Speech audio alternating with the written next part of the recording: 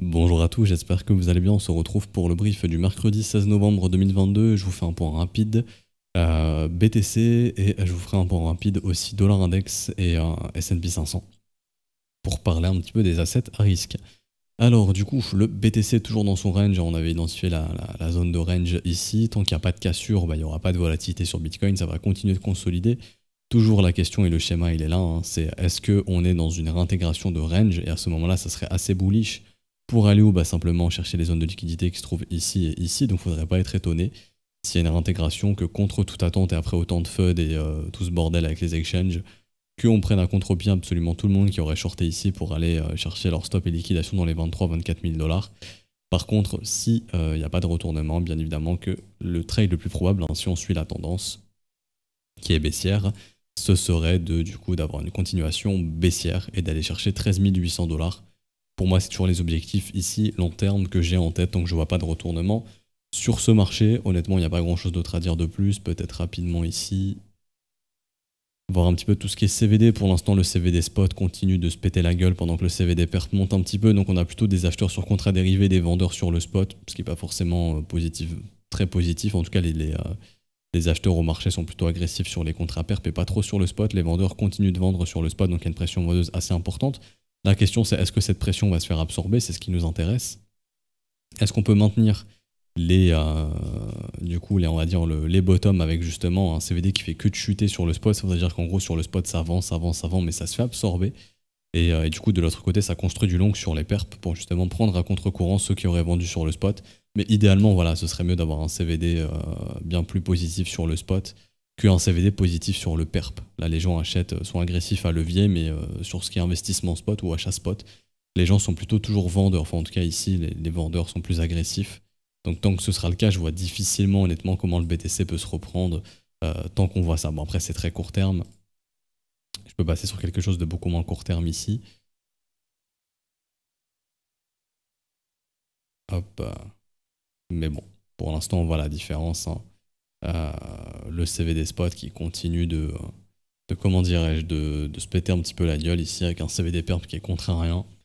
Bon, ouais, pour l'instant, je trouve pas forcément que ce soit la meilleure des choses qu'on ait ça, honnêtement. Donc bon, ça reste du range.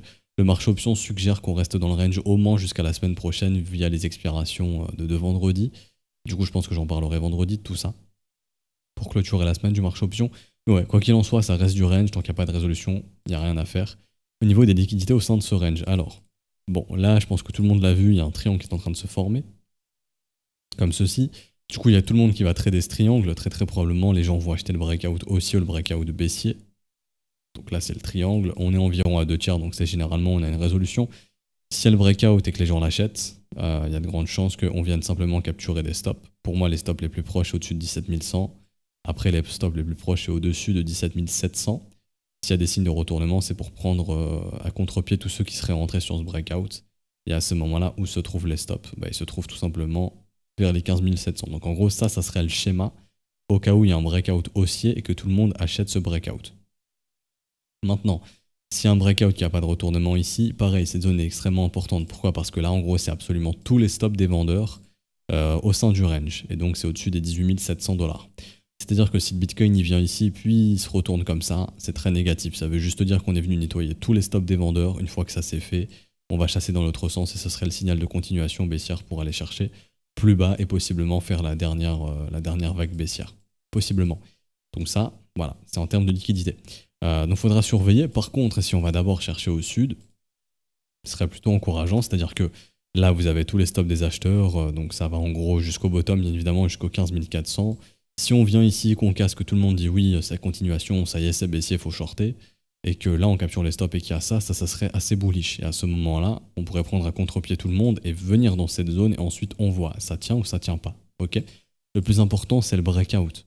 Actuellement, ça sert à rien. Enfin, celui qui vous dit oui, moi je sais où ça va aller, c'est sûr qu'on va breaker au nord ou au sud, ça sert à rien. C'est le marché est en train de construire la liquidité et de voir un petit peu, ok, est-ce que tout le monde vend ici? Si oui, ok, idéalement faire ça, aller dans l'autre sens. Et justement, on a besoin de voir ce que va faire le marché pour pouvoir émettre les probabilités de la vraie direction. Parce que si on fait ça, qu'on réintègre, c'est que possiblement la vraie direction, elle est ici. ok, qu'on a un breakout haussier. Par contre, si on vient ici et qu'on fait ça, il y a de grandes chances que la vraie direction soit baissière. On a besoin de voir où le marché va venir d'abord chercher la liquidité avant de se prononcer. Là, on voit, vous voyez ici, le fameux triangle, donc les gens vont trader ce triangle. S'il y a la cassure baissière, bon, vous allez voir partout, oui, cassure du triangle baissier, machin, continuation, objectif 12 000, 13 000. Et si le marché veut aller dans l'autre sens, il y a de grandes chances qu'on fasse ça et ça. Mais du coup, on a besoin de voir la cassure baissière, la réintégration qui piège ceux qui vont vendre pour aller justement faire le vrai breakout dans l'autre sens. Mais là, à l'instant T, les liquidités sont en train de se créer, le marché va aller les chercher ensuite. Et on aura besoin de voir la réaction du marché. Mais là, dire oui, je pourrais vous dire oui, c'est assuré qu'on va casser au sud, parce que j'ai 50% de chance, et j'aurai une chance sur deux, mais ça sert à rien, puisque le marché, lui non plus, ne sait probablement pas où est-ce qu'il va aller pour l'instant. On a besoin de créer la liquidité. C'est chose qu'on est en train de faire. Du coup, c'est pour ça qu'il y a de grandes chances qu'on puisse consolider encore, à moins qu'on ait un nouveau Black Swan, un nouvel événement, je sais pas moi, une grosse plateforme qui fait faillite, peu importe. Mais c'est pas le cas à l'instant T. Du coup, Bitcoin finit, et on switch un petit peu sur la macro ici. Donc vous allez voir qu'on a on a le dollar index qui est sur son premier arrêt quasiment, et du coup on a tous les autres qui sont aussi sur leur premier arrêt. Vous avez je vais aller sur cette charte, honnêtement ça ira beaucoup plus vite. Alors, vous avez du coup le dollar index qui est sur son premier arrêt, vous avez le gold qui est revenu sur son premier arrêt, vous avez le S&P 500 qui est sur son premier arrêt. Donc le dollar index est sur son premier arrêt ici au niveau des acheteurs, et les autres sont sur leur premier arrêt au niveau des vendeurs. Donc pour moi, c'est pour ça qu'il y aura une grosse résolution qui peut être prise, c'est-à-dire que si le dollar index il tient son premier arrêt et qui est au rebond, il y a de grandes chances que les autres fassent ça. Ok, que S&P et le gold fassent ça et qu'on ait un retest des creux. Ok. Et tout simplement, si on a un retest des creux, comment dirais-je, que ensuite le dollar index revienne vers ses résistances et qu'il se fasse rejeter, et du coup que les creux soient rejetés également.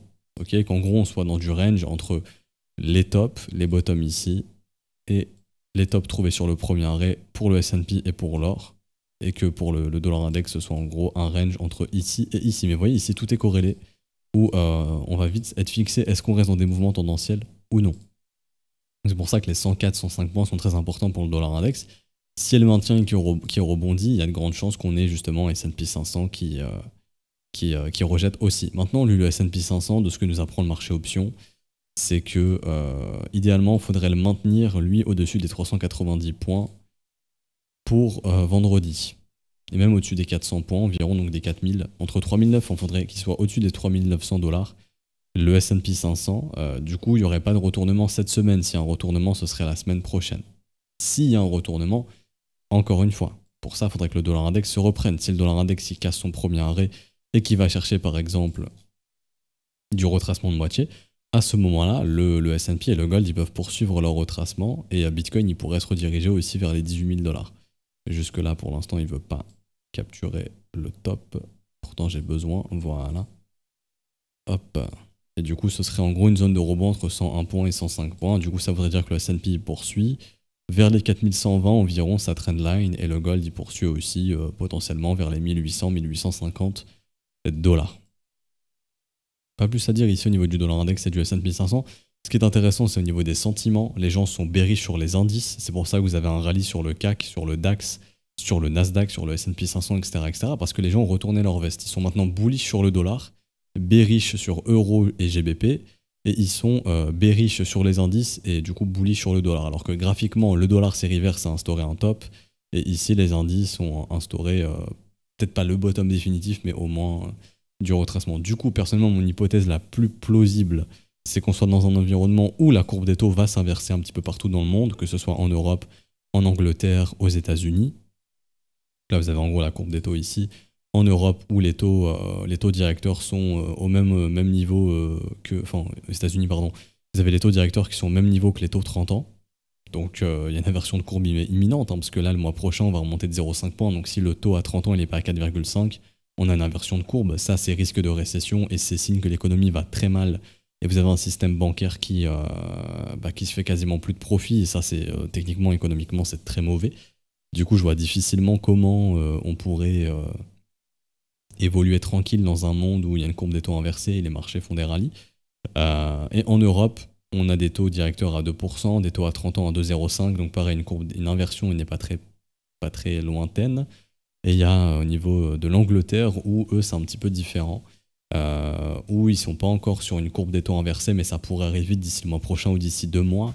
Donc c'est pour ça que quand je vois les rallyes qu'on est en train de faire sur les indices européens et américains, je me dis que c'est possiblement des pièges. Maintenant les gens sont bearish, donc les gens sont bearish, ce marché peut pousser, il n'y a pas de problème. Il peut pousser. Et quel serait un objectif pour pousser? Bah, quand on voit ici au niveau des zones de stop, ce serait au-dessus des 4300. Ce serait en gros venir au-dessus de 4320 et devenir dans la zone de rechargement de short, qui est du coup entre 4300 points et 4500 points. Je ne serais vraiment pas étonné qu'on aille chercher ces zones de prix si les gens restent bear. Et quand vous regardez aussi le DAX, mais il a pris tout le monde à contre-pied parce que les gens étaient très bearish et continuent d'être bearish sur la montée. Du coup, il est en train de faire tranquillement son retour aux zones de rechargement de short, ni vu ni connu. Hop, et où sont les zones de stop? Bah, elles sont techniquement juste ici. Hein. Hop, et hop. Donc le DAX sera à surveiller si on vient au-dessus des 15 000 points. Et si les gens restent bear et vraiment et persistent, bah, ça m'étonnerait même pas qu'on fasse un ATH. Mais cet ATH, ce serait un peu le même que le Bitcoin qui avait été fait ici à l'époque. Ce serait juste pour aller chercher en fait tous les stops et que les gens redeviennent bullish en fait, pour qu'après on ait vraiment le retournement. Vous voyez un petit peu où je veux en venir. Ah bah hop, ça passe un truc comme ça quoi.